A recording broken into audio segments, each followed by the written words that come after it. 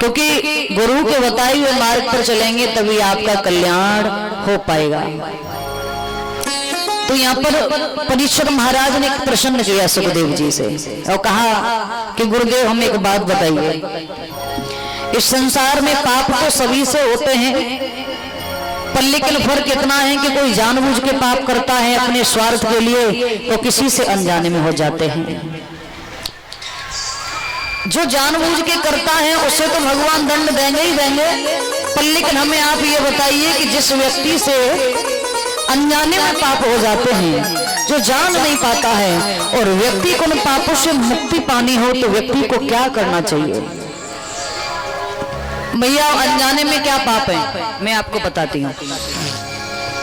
अनजाने में पाप ये है कि कभी कभार क्या होता है कि माताएं जब भोजन बनाती है ना, चूल्हे पे जब भोजन बनाती हैं तो लकड़ी जलाती है ना, कंडा जलाया, लकड़ी जलाई, तो होता यह है कि लकड़ी के द्वारा जो उस लकड़ी में छोटे छोटे कीट होते हैं वो जल करके मर जाते हैं।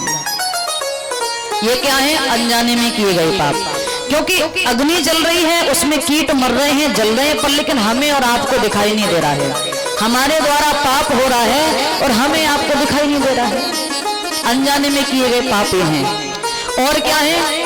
कई बार क्या होता है कि हम आप लोग चलते हैं, कई बार क्या हर समय होता है जब हम आप लोग चलते हैं तो हमारे पैरों के द्वारा छोटी छोटी जो कीट होते हैं, चींटियां होती हैं, कुचल करके मर जाती हैं। तो ये क्या है? जिन्हें हम देख नहीं सकते हैं और वो मर भी गई, हमारे द्वारा पाप हो गया। ये अनजाने में किए गए पाप हैं। कई बार क्या होता है कि हमारी श्वास द्वारा छोटे छोटे जीव मर जाते हैं, कीट मर जाते हैं, अनजाने में किए गए पाप हैं ये। तो बताया कि हम इन पापों से मुक्ति पाना चाहें तो व्यक्ति को क्या करना चाहिए।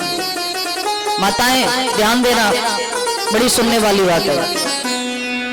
तो मैया इन पापों से मुक्ति पानी है, अनजाने में जो पाप हो जाते हैं उन पापों से मुक्ति पानी है, तो व्यक्ति को हर रोज 5 यज्ञ करने चाहिए। 5 यज्ञ कौन कौन से? प्रथम यज्ञ ये है कि मैया जब माताएं भोजन बनाती है ना, तो जब भोजन बनाओ तो हमेशा स्नान ध्यान से निवृत्त होकर के भोजन बनाओ। अग्नि को भोजन प्रदान करना चाहिए, यानी आपने नहा धो करके भोजन बनाया, जो भी आपने खाना बनाया, रोटी बनाई, उसके छोटे छोटे टुकड़े लिए, थोड़ा मिष्ठान रखा, अग्नि को प्रदान कर दिया, अग्नि में डाल दिया। ऐसा करने से जो हमारे द्वारा अनजाने में पाप हो जाते हैं उनसे हमें मुक्ति मिल जाती है। ये पहला यज्ञ है। अब दूसरा यज्ञ कौन सा है? दूसरा यज्ञ है चींटी भोजन। चींटी को अन्न प्रदान करें।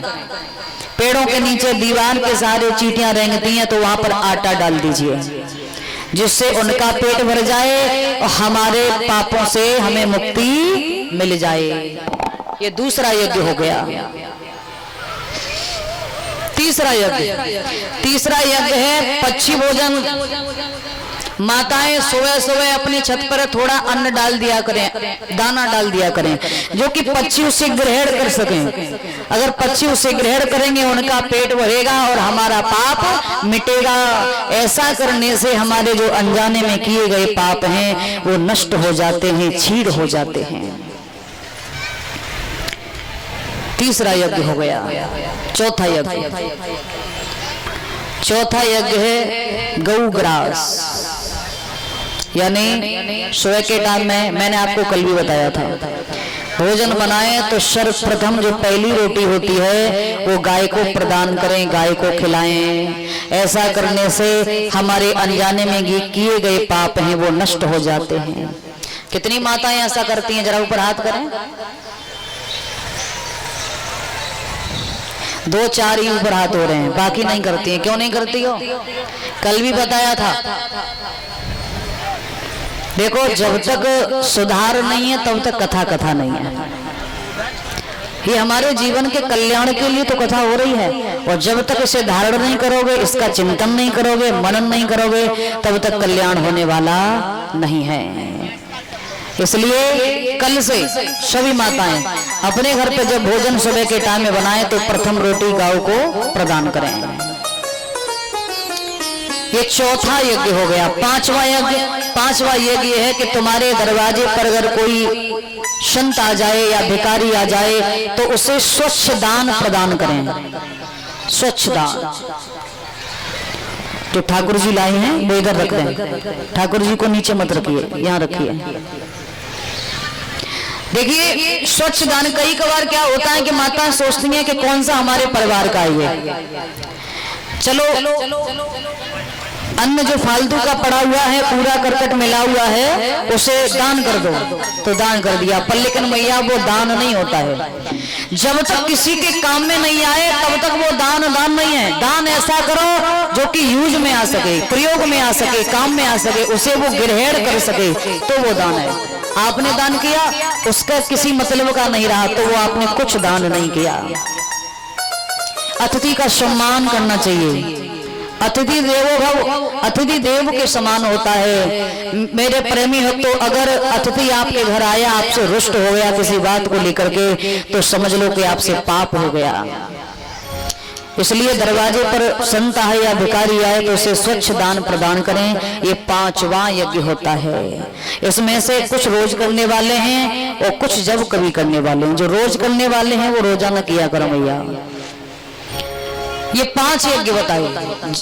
व्यक्ति को अपने जीवन में ये 5 यज्ञ हमेशा करना चाहिए। इसलिए माताओं अपने जीवन में 5 यज्ञ कर लिया करो। हमारे द्वारा जो अनजाने में पाप होते हैं वो नष्ट हो जाते हैं।